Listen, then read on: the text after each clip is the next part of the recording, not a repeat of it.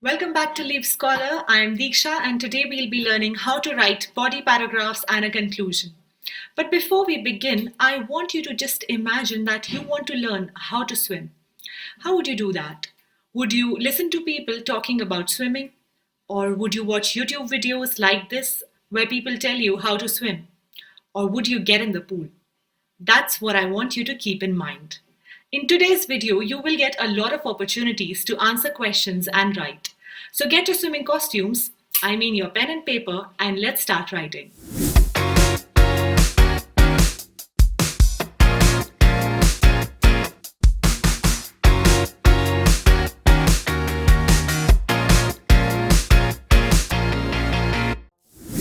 Now, there are a lot of different types of essay types that you can get in your question. However, there's one paragraph structure that if you learn to use, you can fit them in all different types of essay types. So let's learn what different questions can you get. So how will the IELTS essay question look like? So you could have two options. It could either be a statement and then do you agree or disagree with it, or to what extent do you agree? Or the second type could be a statement containing two opposing views. In this one, you need to discuss both views and give your opinion. So we will look at one basic paragraph structure and how we can use that for both the essay types. So let's discuss the strategy first. So the first thing that you need to do is, obviously, in every writing task, the first thing that we do is always plan the number of paragraphs you need to write. So how do you plan the number of paragraphs? What exactly does this depend on? So this depends on the type of question that you have and the central idea of every paragraph. So how many central ideas do you have? If you have, so the minimum body paragraphs that you need to write are two.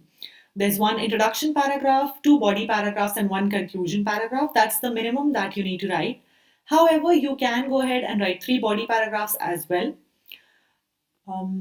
But no more than three body paragraphs. So why? Because that would be too many central ideas, and then you would have to. So we'll look at that later. I'll explain why not more than three body paragraphs, because then you have to. Okay, I'll come back to that. Note. So yes, second that you need to do is note down your main ideas and the supporting reasons for them. So yes, once you decide what main ideas do you have, you need to support them with reasons. So why do you think that that is a good idea for backing up your argument? And then you need to give an example of this reason. So yes, every paragraph should have one central idea. This is the reason. The second point is the reason that you shouldn't have more than three body paragraphs, because the more main ideas that you generate, the more reasons you will have to generate. Along with that, you will have to also think about those many number of examples, which will take you more than 40 minutes, which is the minimum amount of time that you should spend on this. The maximum amount of time that you should spend on this on the writing task too. All right, so now that we have discussed the strategy, let's look at our paragraph structure. So this is the paragraph structure that will fit each and every essay type. The first line needs to be your central idea. It needs to introduce your idea. This is going to be your opening line, also called as the topic sentence. So just one sentence describing your main idea. Then you need to write sentence number 2 and 3. So total two sentences giving reasons for why how this main idea helps your argument. So what reason are you giving, that why you have chosen this main idea? How does it support your argument? How does it help your argument, the side that you are choosing? Sentence number 4 and 5 are going to be evidences to make your idea effective.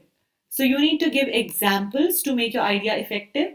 And these examples, so one of the most common mistakes that people make is they give examples of the idea, but the example that you need to give is for the reason. So we will look at this in detail and we will understand what we mean by this. And your sentence number 6 is supposed to be a closing sentence of the paragraph.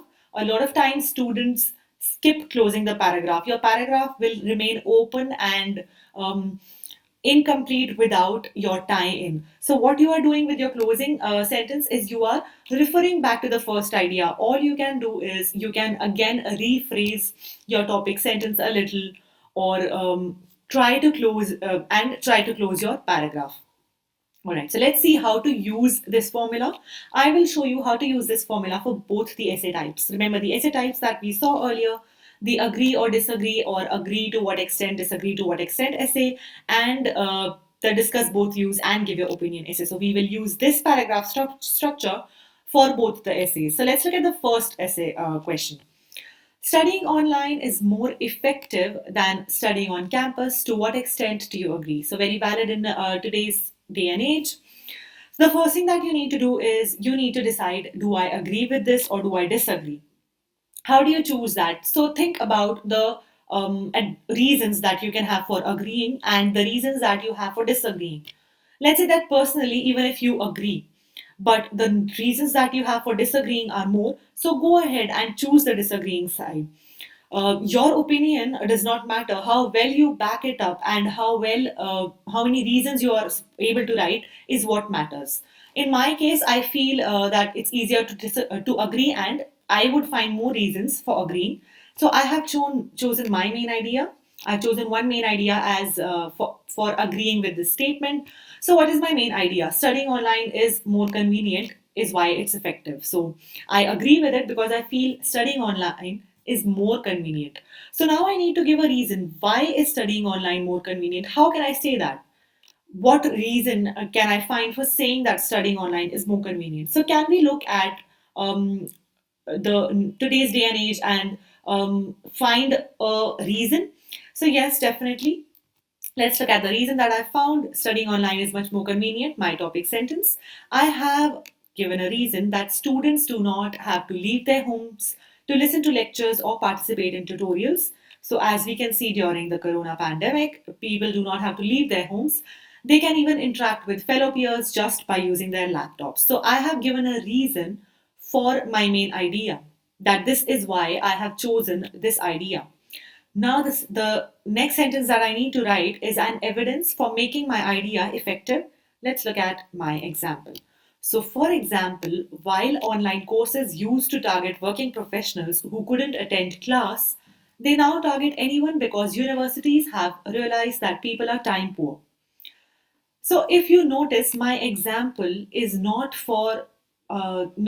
supporting that studying online is more convenient. Instead, it is supporting my reason that students do not have to leave their homes, they can interact with fellow peers. My example is for my reason. And now I'm going to close my paragraph by writing one closing sentence. So, in short, because of the enormous time savings that online courses allow, people prefer it rather than attending face to face classes. So, I have again uh, tried to close my paragraph by justifying my example. So I have again rephrased my example. So because of the enormous time savings, people prefer online courses. So I'm justifying again, rephrasing my first sentence and justifying the first sentence to close my paragraph. So here is my first paragraph. All right, now let's look at the second essay type. So as I said, the second essay type would ask you to discuss both the sides and give your opinion. Let's look at the sample task. Some people think that teachers should give students more homework. Others believe that this is an error. Others believe that homework does not help and students should have more free time. Discuss both views and give your opinion. So, the first thing that you need to do is, what are the two views? Divide your page into two areas. The first opinion says some people think that teachers should give students more homework. So, what exactly is this trying to say? It is asking you to give the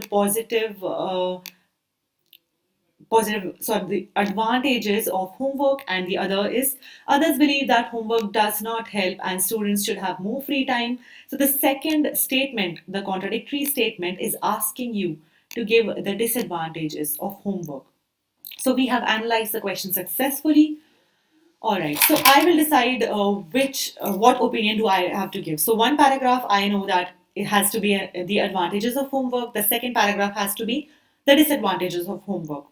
And the last paragraph, the conclusion is going to hold is going to include my opinion. So I decide to agree with the fact that teachers should give more opinion. It is useful for students. So let's look at my body paragraph 1. The first paragraph is an introduction. It is just a rephrasing of the statement along with your opinion.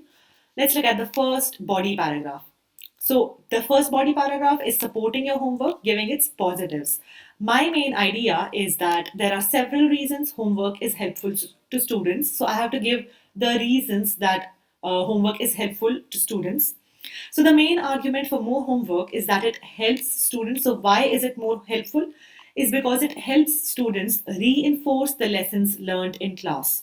Another way that you can rephrase this, you can begin this so that your topic sentence can be to begin. Now, this is very cliche. A lot of students use it a lot of times. However, if you don't want to waste time and you just want to quickly begin writing, you can definitely use to begin. Homework benefits students by giving them a chance to review the class materials and keep up with the lessons. So I've given you two statements or two topic sentences of this. So they're the same thing. Both of them are topic sentences. You can use any one of them. I've rephrased them. All right. So these are my topic sentences. I will now elaborate and extrapolate on these sentences to make my entire paragraph. Let me show you how. So I have begun with the first one. The main argument for more homework is that it helps students reinforce the lessons learned in class. Now I need to give to justify this with a reason. Um, I need to explain why I have chosen this reason, how it helps correlate, how it makes how this is an advantage of homework. So here is my reason. This is especially true during primary to secondary schooling when students are bombarded with information. So there's a lot of information, and need to organize all the new ideas in their minds. Take home assignments thus provide them with the opportunity to sort through the class materials at their own pace or even to get extra help. So, this is a reason that I have justified that homework helps students. So, how does it help students? Because they get so much information in class, it is impossible to organize, to absorb all that information and organize it during the class. So, how does it help them? They can go home and they can review these class materials slowly and get extra help. So, now I need to give a reason. And remember that this reason does not have to be about homework help students. This reason has to be how students can use homework to get extra help. So what I am leaving the reader at this thought. So if I give a reason of sorry an example of this statement, you have lost points on your coherence and cohesion because your reader was reading this and now you're looping back to the fact that homework helps students. So now we are not talking about homework helps students.